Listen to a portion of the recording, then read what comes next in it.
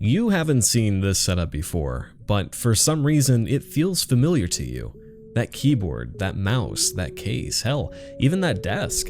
You swear you've seen it before. It might not have even been one of my videos, but I bet half of you could name 90% of the products on your screen right now. Because every tech YouTuber has a setup like this, and there's one thing that they all have in common.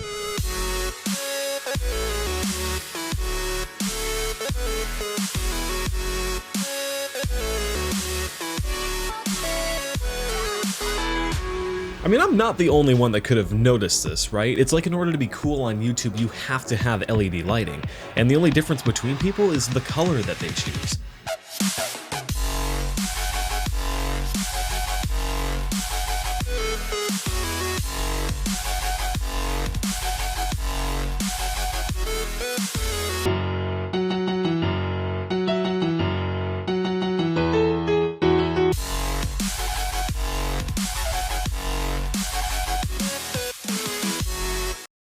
You having fun? I bring you a cat tower. Ow! Stop hitting it, you jerk. And you stay on the desk. Okay, look, I could just take the easy way out here and just make fun of a trend because it's popular and overused, but I have to be honest with you. I'm in love with RGB lighting too. It's one of the biggest trends that the PC gaming community has ever seen. They're bright, efficient, and customizable, not to mention, god damn, do they look good. It used to be that you had to choose what color that you wanted and you'd be stuck with it for a good few years. Now you can just change it to whatever you want, whenever you want, and even pull off some cool effects. Remember earlier when I said that most of you could recognize the stuff that I was showing? Well, I'd be willing to take it a step further and say that a lot of you probably own one or more of those products, if not one very similar to it. Because if you're like me, you like to buy things you see people use in the videos that you watch, and these are some of the most popular ones on this website. So now that I'm making a video about RGB LED strips, I think it's important for you to understand that not all RGB lights are created equal. This is a 16-foot roll of RGB LEDs from Supernight, currently the #1 bestseller on Amazon. There are over 300 LEDs on this roll alone, exactly 60 every meter, with God knows how many different colors built in. It costs $15, an incredibly small dollar per foot of LEDs, and it is not the best LED strip that you can buy. We'll get to those in a bit, but to understand why those lights are so good, we have to look at what makes these not terrible, but just average. These lights are okay. Seriously, if you're looking for some basic accent lighting to match your setup, these will do you just fine, link in the description. But that said, here's your limitations. The remote is basic. It may not look like it at first, but when you remember that the strip that you're controlling has 1.6 million colors and your remote has 20-something, there aren't too many colors to choose from. It's all controlled by infrared too, meaning you need to aim the remote directly at the controller's receiver and not the strip itself to make it do anything. You might be able to accept all that, but if you like your LEDs to do crazy, wacky effects, then listen up. There are two different types of LED strips that you can buy, analog and digital. This $15 strip is analog, so of course you can choose one color and be done with it, and yes, it does have some cool effects. Strobe it, jump it, change it, fade it. Turn it, leave it, stuck, format it. But no matter what you do, the color and brightness of each LED will always match. You can't set these to unique colors, turn only some of them off, or make a rainbow out of the strip. Imagine if you bought a new keyboard, right, and it lets you change the color of the keys to any color of the rainbow that you want, but all of the keys change to just that one color. You might just be a little bit upset. I mean, what if you wanted to light up the WASD keys in white and the rest in blue? What if you actually kind of like that rainbow wave gimmick that Razer and Corsair do? It's a K70, by the way, for that one person that asked. I kind of stopped showing it in videos after I spilled coffee on it. When you push a key on my keyboard, it lights up white to let you know that you pushed it. Good thing all these fucking keys are pushing themselves. The hang up here isn't the remote not having the buttons, it's the strip not being physically able to do this. These are known as 50/50 LEDs, which, as I said before, make up an analog LED strip. You have 4 pins that tell the entire strip what to do. The mixture of these 3, red, green, and blue, designate what color the strip shows, with the 4th pin being power. These 3 pins have a value set between 0 and 255, which tells each corresponding red, green, and blue LED how bright they should be. For example, 255 red, 0 green, and 0 blue would make the light red.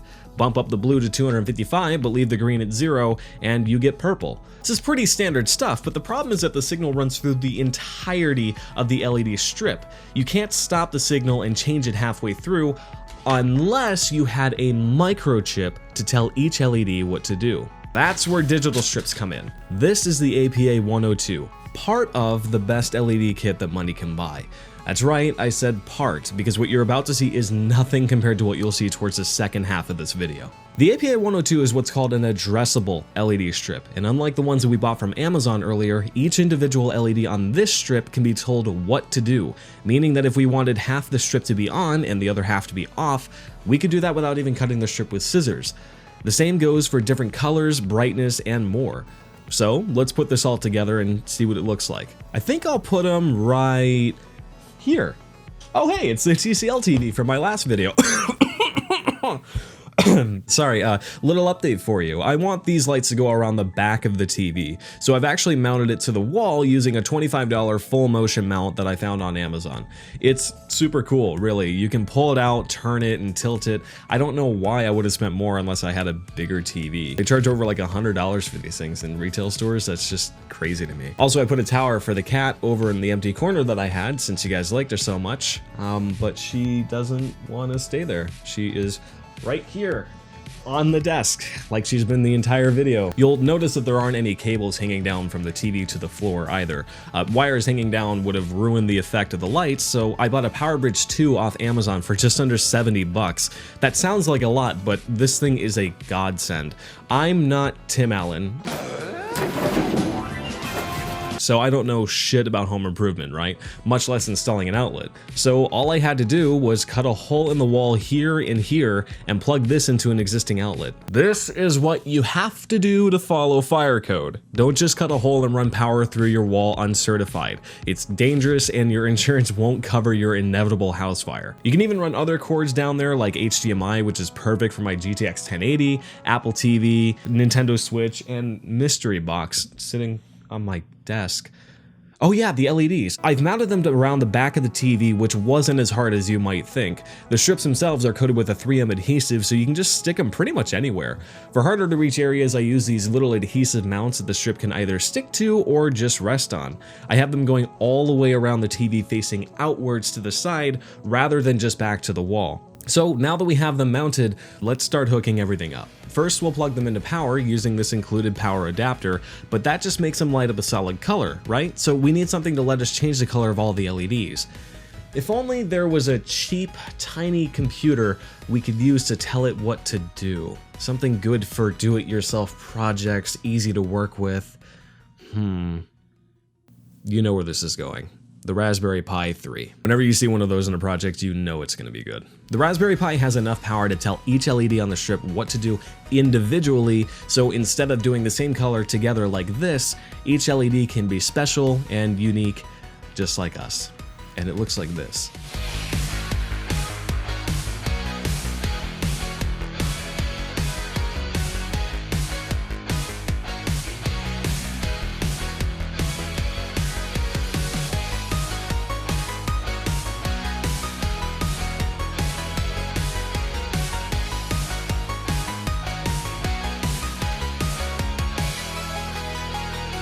It does this by running a special OS image that boosts the Raspberry Pi straight to a build of Kodi that has a plugin called Hyperion running in the background at all times. Connect your Raspberry Pi to your network and pair it with an app, and sure enough, you get access to a responsive color wheel, brightness slider, and these effect scripts that just, wow, they look cool. You like rainbows? This is Razer Chroma to the max. You like police sirens?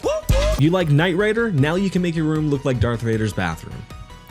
I didn't even try there. I just Googled Knight Rider quotes because that's one of the settings and just swung for the fences. Lame a guy for trying. All of this is powered by a kit that I got from lightberry.eu. These guys sell everything that you see here in an easy to install prepackaged kit. It includes the roll of LEDs, power adapters, mounting hardware, and USB interface for the Pi to be able to talk to the strip. But there's one other piece of hardware they included with my kit that I haven't shown you yet. And I promise that I saved the best for last. This is the Lightberry 4K HDMI grabber, and this is what it does.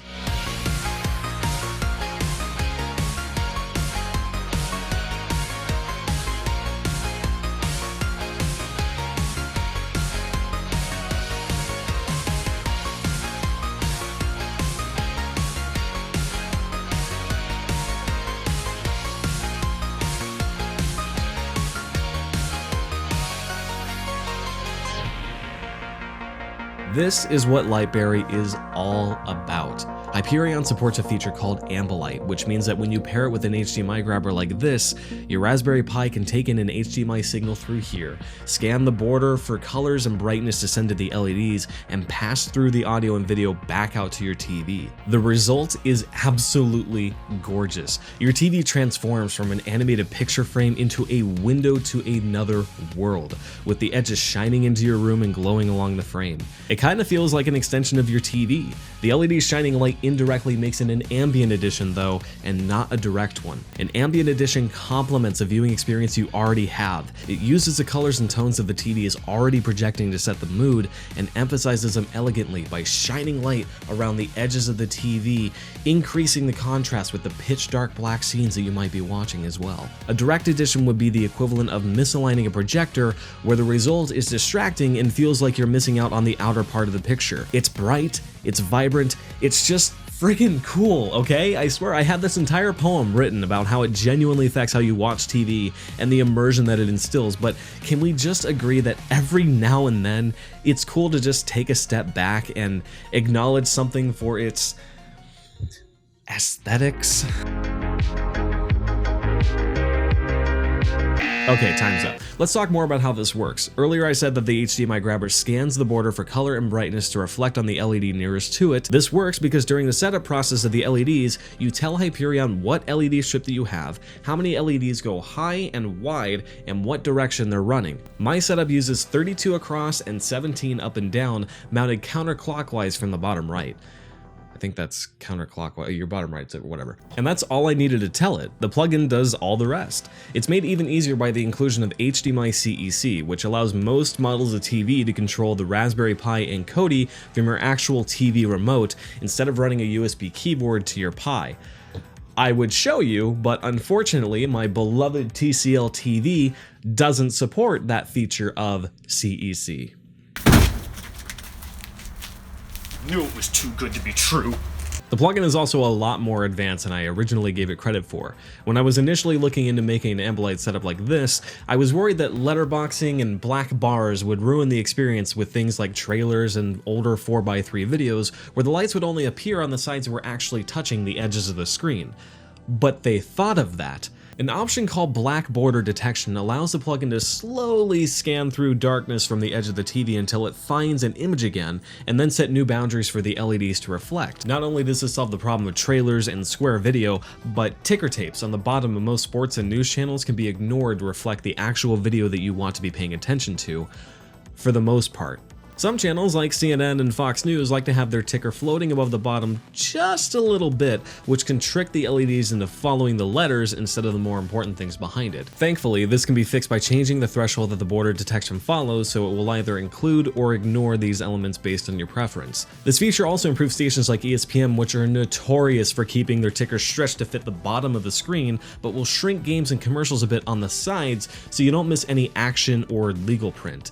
The resized perimeter doesn't have to be a symmetrical rectangle too, and can shapeshift to fit almost any situation. Sadly, not everything is perfect about this kit from Lightberry. I will give them credit where it's due. Their 4K grabber solution is infinitely more innovative than others, most of which include splitting your HDMI signal into two and converting one of them to a red, white, yellow for a standard definition grabber to send to the Pi.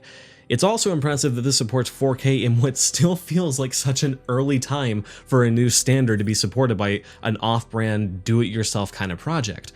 I just really wish it supported HDMI 2.0. This is a nitpick. I'm still high off the shiny new 4K TV I just got, and while the grabber has HDMI 1.4, which supports 4K at 30 Hz, I was really hoping to get some beautiful 4K at 60 action in with these LEDs while playing games. Super Mario 3D World would have looked astounding with native 4K resolution on CMU at 60 FPS with these LEDs, but I kept myself busy with Breath of the Wild on the Switch for now, and probably the next few months to come. Holy shit, that game is big. I've also had some problems connecting to Hyperion every now and then. The app works about 80% of the time on my iPhone, but I cannot for the life of me get it to work on Android or the Chrome app as well. Even the 80% on the iPhone, usually restarting my TV that powers the Raspberry Pi by its USB port will usually fix it, but the other guys are just completely SOL. Another thing I talked about in my last video, and I'm surprised you're even watching this one with how much I've referenced it, sorry about that, is that I didn't have to plug anything into my TV to enjoy it since I was only using the apps built into it since it was so diverse. That has now changed. Since the device is run entirely by HDMI input, my coax and built-in apps are useless, so I ended up having to plug in an Apple TV to get my regular streaming content. At times it felt redundant, skipping the Netflix icon on my home screen to go to Netflix on my Apple TV, in the same way that passing the coax icon is weird just to open DirecTV Now for a local channel. This is incredibly anecdotal. Most of you will be used to a cable box or a game console or a streaming media player, but I just thought it was worth noting for anybody else that was in my situation. But I'll end on a good note, because this kit from Lightberry absolutely deserves it. And the note is that while this is definitely a do-it-yourself project, it manages to feel just as rewarding as an advanced project with half the hassle you think it might involve, making it truly feel like a finished product. Absolutely everything about this kit is plug and play, and I've had minimal interruptions or problems while using it. Running off the Raspberry Pi also allows for a large amount of customization, modding, and scripting, which is fantastic if you like delving into that sort of stuff. As an example, while the app that this kit is compatible with is great while you're inside of it, it's relatively limited to the operation within the app itself. A few Google searches later revealed that someone had written a plugin for Homebridge, a HomeKit hub emulator that would allow me to control the LED strips from Siri and my iPhone's control center and even my Apple Watch through Siri again. And sure enough, it works. There's a few kinks to iron out, but to see that people were actively developing for the plugin that this kit uses was incredibly encouraging. Can you not hit me with your tail? You know, it's a privilege being up here. I could just kick you off. Like, God, there's so much fur. Why do you shed so much? At just over $200, the Lightberry 4K kit requires quite an argument to be made for something that is not inherently vital to your TV viewing experience. But if you're the kind of person that enjoys an eye-catching project that shockingly increases the immersion and engagement that you feel with the content that you consume, I'd actually suggest giving it a look. Thank you so much to Lightberry for sending me their kit to review, and thank you so much to all of you that stuck around through my 3-month drought. I've got a lot of time before university starts back up in the fall, so I'll be working hard to get some things out faster. I just really don't like rushing things out because I feel like you guys really deserve the best that I can give you, no matter how long that it takes me to crank out. I actually scrapped this entire script halfway through to rewrite the entire thing from scratch, so I hope it was somewhat worth it. Also, I really want to get to know you guys and tell you guys a lot about me too. That's something I really haven't been able to do before, so I'd love to do a Q&A video soon. I hate asking people to like, subscribe, follow. I hate that with a passion, so I'm not going to. But I thought that I would let you know that if you have a question that you'd like me to answer in an upcoming video, you can submit them to my Twitter, @RealAxonDev, with the hashtag AskDev. Thanks again, guys. I really, really hope things are going as well for you as they are for me right now.